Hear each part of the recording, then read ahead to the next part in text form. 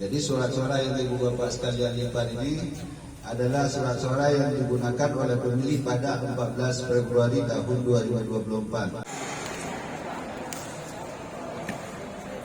Syederalun Polres PD Jaya bersama Sekretaris Daerah setempat pada Jumat 12 Januari 2024 melakukan pemantauan proses penyortiran dan pelipatan surat suara pemilu serentak yang dipusatkan di Gedung Tengku Cik Pantai Gelima atau Gedung Tahir Foundation dalam komplek perkantoran Bupati setempat.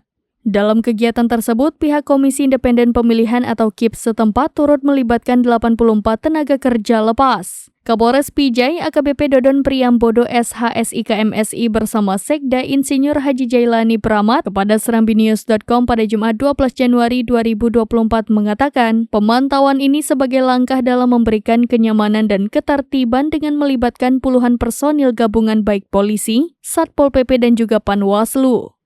Menurut Dodon Priambodo, pemeriksaan ini dilakukan guna memastikan proses penyortiran dan pelipatan surat suara berjalan sesuai dengan ketentuan, yaitu demi kelancaran proses tahapan pelaksanaan pemilu serentak. Sampai hari kedua proses pengerjaan surat suara ini masih berjalan dengan lancar. Dari PD Jaya, Idris Ismail, serambinews.com.